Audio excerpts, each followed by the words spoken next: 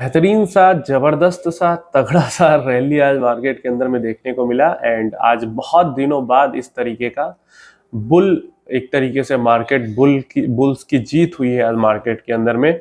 कितने दिनों तक टिकेगी ये नहीं पता, लेकिन ट्रिगर पॉइंट है। इसी हफ्ते में एक और ट्रिगर पॉइंट है जो मार्केट को पॉजिटिव बनाए रख सकते हैं, इसके बारे में आगे बात करेंगे। बट हर म्यूचुअल फंड के अकॉर्डिंग किस तरीके की तेजी हमें देखने को मिल सकती है वो हम देख लेते हैं। तो लार्ज कैप म्यूचुअल फंड्स का जो बेंचमार्क इंडेक्स होता है निफ्टी 100 इंडेक्स, वो 0.91% चढ़ा है। तो लगभग 1% लार्ज कैप का बेंचमार्क इंडेक्स चढ़ा है। इसके बाद जो फ्लेक्सी कैप फंड्स का बेंचमार्क इंडेक्स होता है निफ्टी 500, वो 1.12% चढ़ा है। तो काफी फ्लेक्सी कैप फंड्स कल हमें 1% से ऊपर चढ़े हुए दिख सकते हैं। देन हमारे पास आ जाता है मिड कैप म्यूचुअल फंड्स का benchmark index Nifty mid cap 150, जो कि 1.77% चढ़ा है। तो लगभग 0.25% मिड कैप इंडेक्स चढ़ गया है। उतना ही इसके आसपास का ही थोड़ा ऊपर थोड़ा नीचे जंप हमें मिड कैप फंड्स में देखने को मिलेगा कल। इसके अलावा जैसे मिड कैप का जो मिड कैप 50 इंडेक्स है, मिड कैप 100 इंडेक्स है, उसमें और ज्यादा जंप हमें 2% से ऊपर की जंप देखने को मिली है। निफ्टी स्मॉल कैप 250 जो कि स्मॉल कैप फंड्स का बेंचमार्क इंडेक्स है, वहां पे हमें 1.46% का जंप देखने को मिला है, लगभग 1.5%। वहीं निफ्टी स्मॉल कैप 50 इंडेक्स है, यहाँ पे भी लगभग 2% का जंप था। इसके अलावा जो मिड स्मॉल 400 इंडेक्स है, वहां पे 1.66% का जंप मिला है। मल्टी कैप फंड्स का जो बेंचमार्क इंडेक्स है निफ्टी मल्टी कैप 50 25 25, उसमें 1.26, तो लगभग 1.25% का जंप हमें मल्टी कैप फंड्स में भी देखने को मिल सकता है। Large and mid cap fund का बेंचमार्क जो इंडेक्स है Nifty large and mid 250 index, वहां पे हमें 1.34% का जंप देखने को मिला है। जो टोटल मार्केट इंडेक्स है लार्ज मिड स्मॉल माइक्रो सब मिला के बनता है, वहां पे हमें 1.13% का जंप देखने को मिला है। टोटल मार्केट फंड्स भी है मार्केट के अंदर में। नेक्स्ट हमारे पास आ जाता है निफ्टी माइक्रो कैप 250 इंडेक्स, और 1.35% का जंप हमें यहाँ पे देखने को मिला है।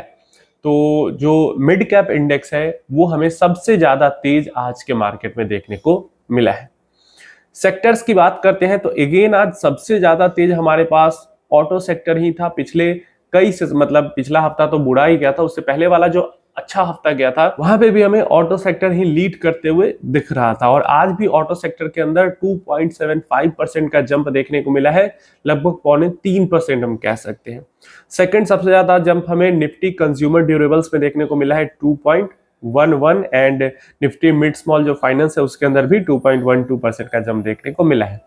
निफ्टी मीडिया निगेटिव में था 0.42%, और जो फार्मा था वो ऑलमोस्ट फ्लैट था। नहीं तो लगभग 1% का जंप हमें तो कम से कम हर जगह देखने को मिला है। जैसे फाइनेंशियल 1% ऊपर थे, एफएमसीजी फ्लैट यहाँ पे था, आईटी 1.5% से ज्यादा ऊपर था, मेटल भी 1.5% से ज्यादा ऊपर, पीएसयू भी 1% से ज्यादा ऊपर, प्राइवेट बैंक 1% से थोड़ा सा कम थे, रियलिटी 1% से ऊपर था, health care 0.3%, then oil and gas 1.3%, mid small health care 1%। तो अच्छा तेजी सारे सेक्टर्स में देखो, लेकिन अराउंड द सेक्टर्स नहीं देखने को मिले। मतलब 2 सेक्टर निगेटिव में क्लोजिंग मिला, तो भाई पूरा तो सेक्टर सब गए नहीं ऊपर। नेक्स्ट आते हैं हम जो स्ट्रेटजी इंडाइसेस, जो अल्फा मोमेंटम फंड्स ये सब है, उनका क्या हालात है।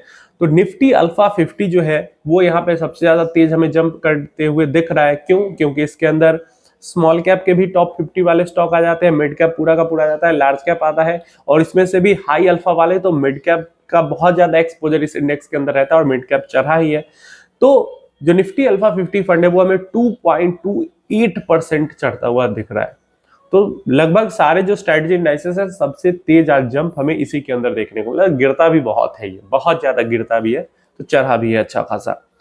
इसके बाद हमारे पास जो इक्वल वेट वाले निफ्टी 50 इक्वल वेट है 1.2%, निफ्टी 100 इक्वल वेट है 1.3%, जो पॉपुलर है Nifty 200 quality 30 1.5%, Nifty 200 momentum 30 1.4%, Nifty mid cap 150 quality 52% चढ़ा है, Nifty 200 alpha 30 1.8%, mid cap momentum 50, Nifty 150 mid cap momentum 50 almost 1.84% चढ़े हैं, 500 momentum 50 1.57%, mid small 400 momentum quality 2% से ऊपर ये भी जंप किया है, और स्मॉल कैप 250 मोमेंटम क्वालिटी भी 1.9% के आसपास हमें जंप करते हुए दिखा है। निफ्टी टॉप 10 इक्वल वेट जो है डीएसपी का एक फंड भी है ये, तो ये 0.48% हमें चढ़ता हुआ दिखा है। तो स्ट्रेटजी इंडाइसेस में भी काफी तेजी हमें देखने को मिली है। यहाँ पे जो थीम्स है, यहाँ पे थीम्स के अंदर भी अच्छी खासी तेजी देखने को मिली है। मैन्युफैक्चरिंग थीम आज 1.75% चढ़ा है। इसके बाद अगर हम डिफेंस थीम की बात करते हैं, काफी टाइम से पिट रहा था, अभी आज लगभग 2.5% जंप हमें देखने को मिला है इसके अंदर। इसके अलावा टूरिज्म 0.82% नॉर्मल था। देन कैपिटल मार्केट एकदम ब्लीड कर रहा, पिछले हफ्ते में तो बहुत ज्यादा लहूलुहान हुआ है ये थीम, तो आज हमें लगभग 3.5% तक इन्होंने टच कर लिया है। बहुत बढ़िया जंप देखने को मिला है। ईवी एंड ऑटोमोटिव भी 2.39% तक जंप किए हैं आज।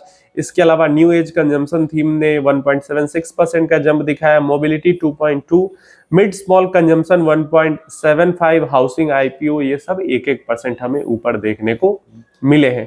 तो ये प्रॉपर जो थीम है, सेक्टर्स हैं, स्ट्रेटजी इंडाइसेस हैं, नॉर्मल इंडाइसेस हैं, इन सब ने काफी तेजी हमें मार्केट के अंदर में आज दिखाई है। रीजन सिंपल सा था, बीच के जो पूरा 2 दिन थे, दोनों दिन काफी अच्छी न्यूज आई थी।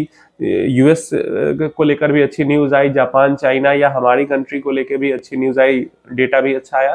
तो उन सब का आज हमें मार्केट के अंदर में असर देखने को मिला।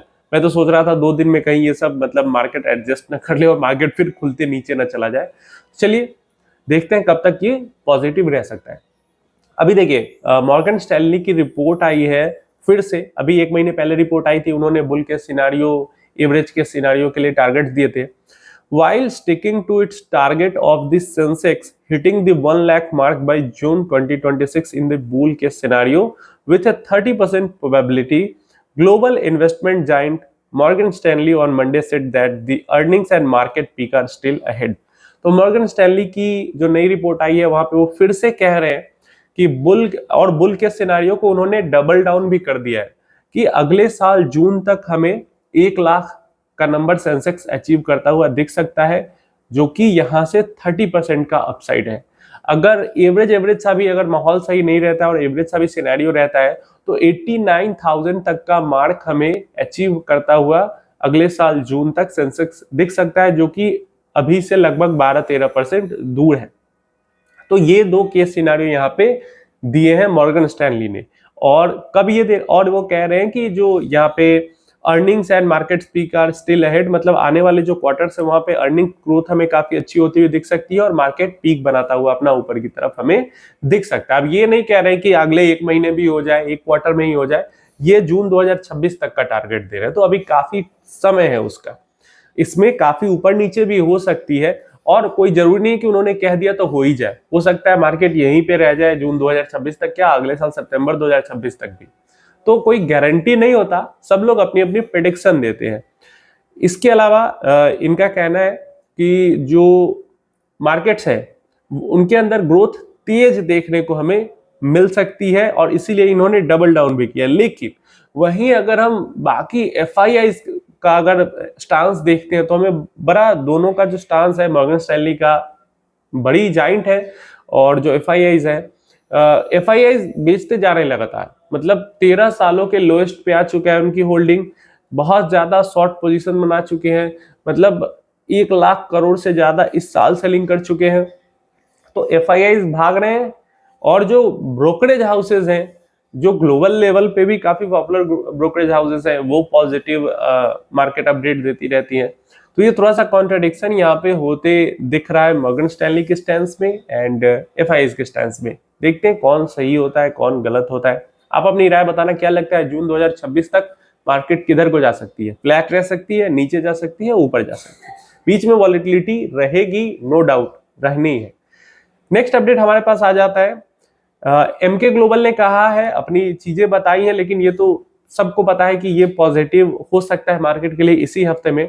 MK Global in a fresh strategy note said that the next big trigger for the stock market is GST 2.0 with the final counters expected on September 5, calling it a major growth catalyst. MK Global said it expects an announcement on the new GST rates in the upcoming 2-day GST Council meeting on September 3rd and 4th.